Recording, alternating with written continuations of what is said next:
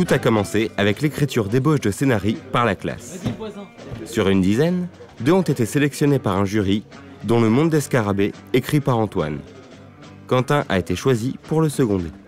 En fait, ça vient d'un gag, d'un comic strip. Et moi, je me suis dit, ah bah ouais, c'est vrai que être père, c'est pas forcément facile. Et des fois, ça peut même carrément être très bizarre. Premièrement, ce que j'ai dû faire, c'est m'approprier le scénario, en comprendre les tenants et les aboutissants. Et une fois que j'ai pu faire ça, j'ai essayé de creuser les personnages le plus possible avec Antoine, et en commun on a écrit la psychologie, on a essayé de travailler la continuité narrative, et ensuite on a fait les dialogues. Pendant ce temps, chaque élève de la classe a été assigné à un rôle particulier sur le film. Nous avons organisé divers événements et trouvé des mécènes pour le financement. Je suis antiquaire à Bordeaux depuis 1978 et j'ai ouvert en 1982 cet établissement donc intitulé le Village Notre-Dame. Nous avons pensé qu'il était intéressant de vous aider dans la mesure où cet établissement sert de lieu de tournage et nous louons du mobilier, des tableaux, enfin tout ce qui peut servir dans les décors de cinéma et de télévision. La production gère toutes les rentrées et sorties d'argent. Régulièrement, l'argent est déposé à la banque. Par la suite, il est utilisé pour payer la nourriture, des accessoires ainsi qu'un peu de matériel. C'est chiant les comptes. Au fur et à mesure que la production avance, les castings viennent rythmer les semaines, soutenus par les réalisateurs et l'assistant mise en scène. Pendant ce temps, le décorateur, épaulé par la classe, trouve des décors pour les tournages.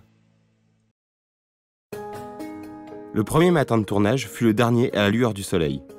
Dès l'après-midi, le second décor nous attendait, prêté par les grands-parents d'un élève de la classe.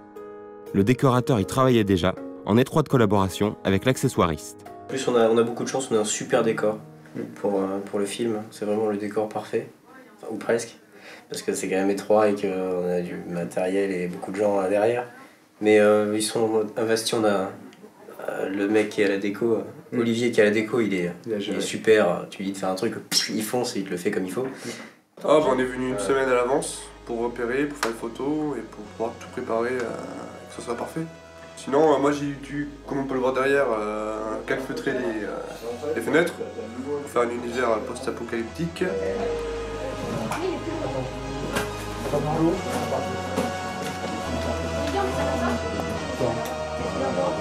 Nous, on a été chargés de, dans un premier temps, rapatrier tous les accessoires et la déco nécessaires pour le film que notre réalisateur nous a demandé.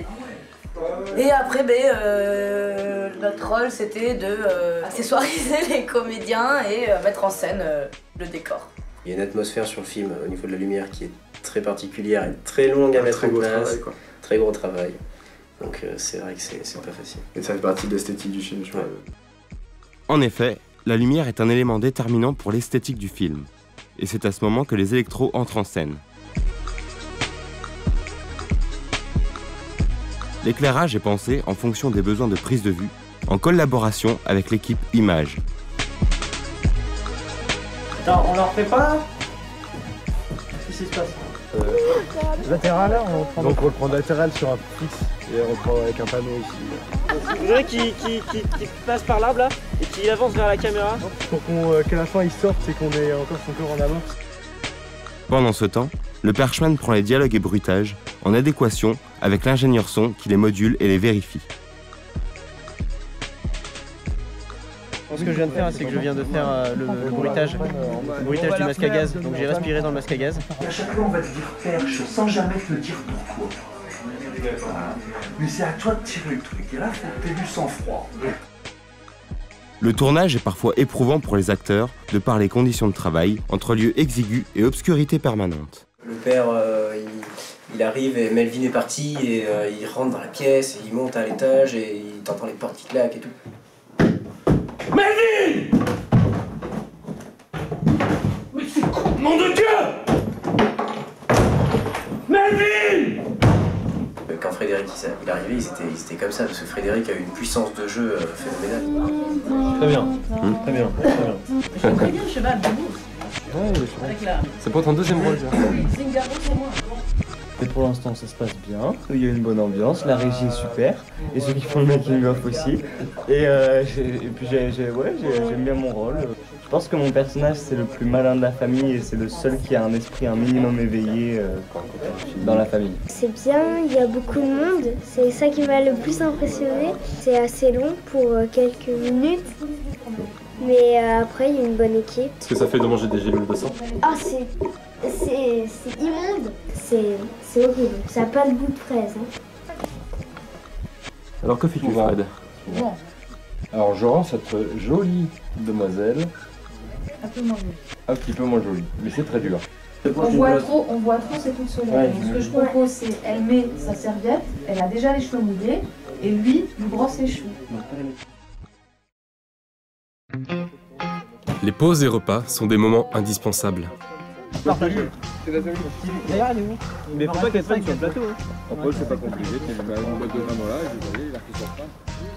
C'est la régie qui met tout en place, gérant l'ensemble du tournage depuis le matériel et les déplacements, jusqu'aux besoins en sucre et en caféine. Petit café. Puis c'est le retour au travail, parfois entrecoupé de problèmes techniques divers. On nous a amené un puzzle de 3000 pièces, mais c'était un peu compliqué 3000 pièces parce que comme on s'y est pris le jour même de la séquence, quand on est, mais le puzzle n'était pas fini. Une dizaine de personnes qui nous ont aidés, même des Ouais. acteurs de la manière. C'est ça. Et que tu viennes et que tu dises à tout le monde, comme moi, il faut absolument acheter un puzzle. Finalement, on a acheté un puzzle avec des chatons, parce que c'était plus pratique. Qu'on a brûlé pour prendre le puzzle avec les filles sur le piano. Voilà, deux renoirs. Le making of s'en mêle. Ah oui, il faut voir ça au making of, ça. Joyeux anniversaire! Il n'y a plus de jus. Plus de jus. 1000 ans de ténèbres s'abattront sur ta lance, sur cette maison, tant que nous n'aurons pas trouvé le tableau du disjoncteur. Bonjour, je suis le média manager. En tant que travailleur non syndiqué à la solde de David, je ne peux pas faire autre chose que répondre à des questions. Que veux-tu, caméra? Raconte-moi ce que tu fais. Ce que je fais. Alors moi je range les rushs. C'est-à-dire que je récupère les cartes d'enregistrement du son et les cartes d'enregistrement caméra. Et ensuite je les range dans ce logiciel. Je passe ma journée à faire ça et à regarder s'il n'y a pas eu d'erreur. Et si c'est bien, voilà. Les prises de vue et de son partent ensuite à la dernière étape, la post-production, où elles seront sélectionnées, montées et préparées pour la diffusion. Le truc c'est qu'on n'a pas de plan assez proche pour que ça marche. Et là du coup... Non mais c'est moi, c'est les oiseaux que je baisserai. C'est bon, il faut juste 5 secondes. Voilà, on va faire ça. Et si on met ça? Comme ça, on pourrait mettre avec Naya. Je sais pas, Naya 2. Et sinon, moi, on a une équipe super. Ouais. En plus, ça crée une cohésion au sein des élèves. Ça crée des liens qui n'étaient pas forcément avant, qui n'étaient pas forcément très évidents. Et maintenant, on est tous soudés, on a tous besoin les uns des autres. Et du coup, on fait les choses à fond.